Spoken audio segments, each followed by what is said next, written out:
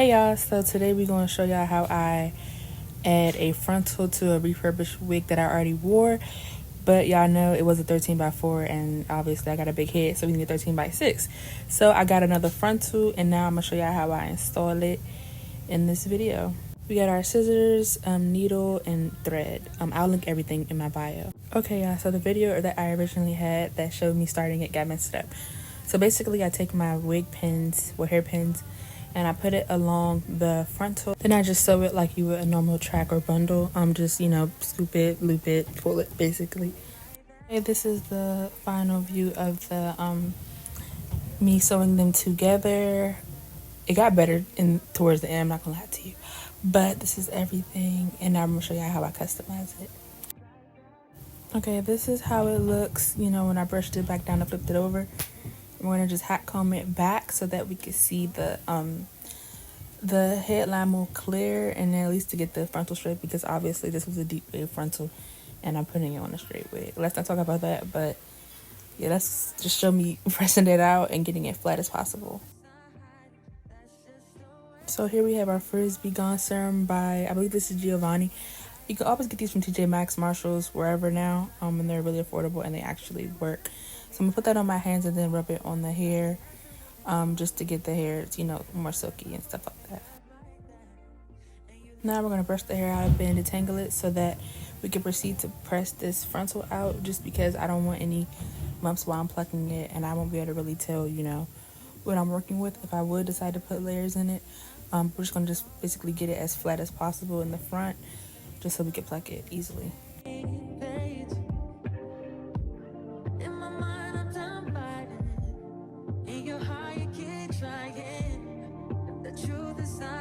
So when I do press hair out, I do the chase method when you hot comb it and then you just chase it with your comb, or do the opposite, put your comb in the front and then you chase it with the hot comb. That seems to work best to me, even when I do my own hair, just to get it straight and, prevent any tangles.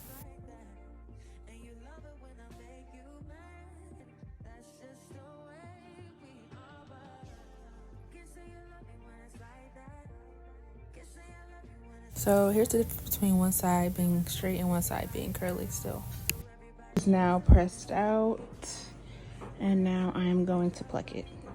So when you pluck the hair, you want to basically part out a little bit of like baby hairs or edges in the front, just so that you won't over pluck it, and then after that it's done, unless you know how to like ventilate hair.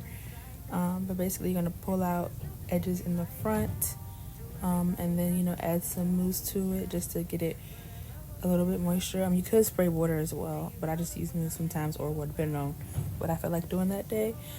So here's me plucking in real time. I didn't speed anything up. I just don't really have a real method. I don't do the fork or anything. I just kind of like pluck in random spots to see what's thin or not. I could give y'all a beginner plucking tutorial where I like talk about it more, but this is basically what I do, just to make sure it's like how I want it.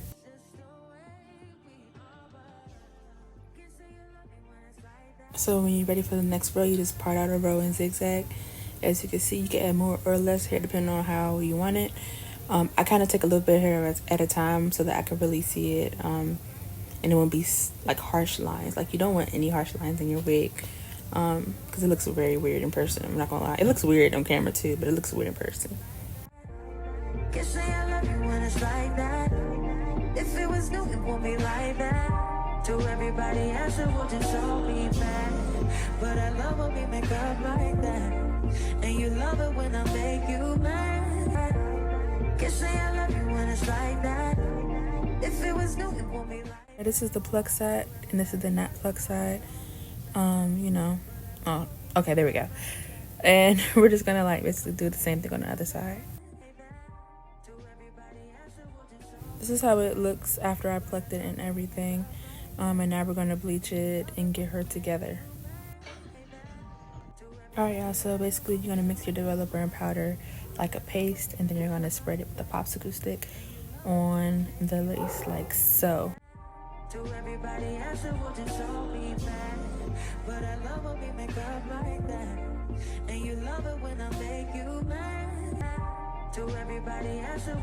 Now I start from the back and work my way to the front, just because the knots in the front are somewhat thinner, and they kind of process way faster than the ones in the back.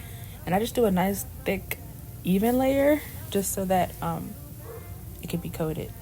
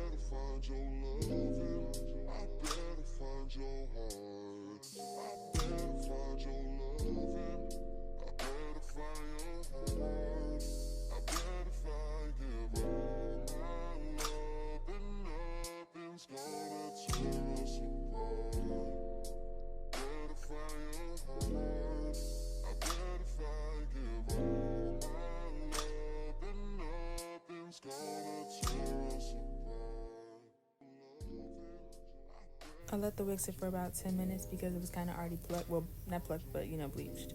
This is how it looks now, and now we're going to curl it. Alright, I don't mind lamb chop on the floor. I don't know why he on the floor.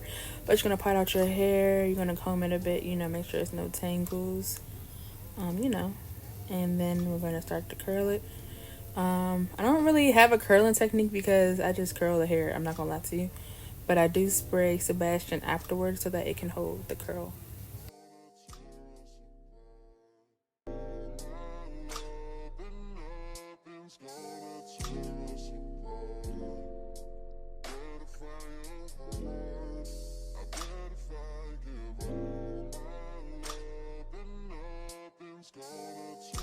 And then after I spray the holding spray, I just clip it, and then you'll see in the next video how it looks.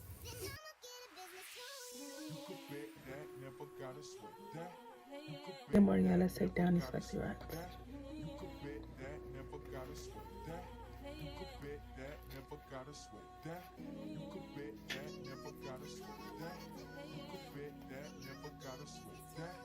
Oh yeah, yep. Yeah, definitely is that. Hold on. It's right now. That's what it's supposed to give. My bad, y'all. Hold on.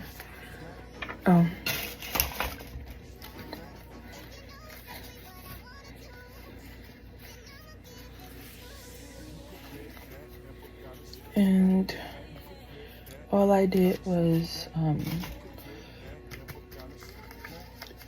after I curled it, I walked around for a second, I'm not gonna lie. And I just went ahead and did the flexi rods the wrong way. There we go. I'm gonna hit the flexi rods, so it did, but I did let it sit in them little pins for a minute. This is the moment of truth. The moment of truth. Moment of truth.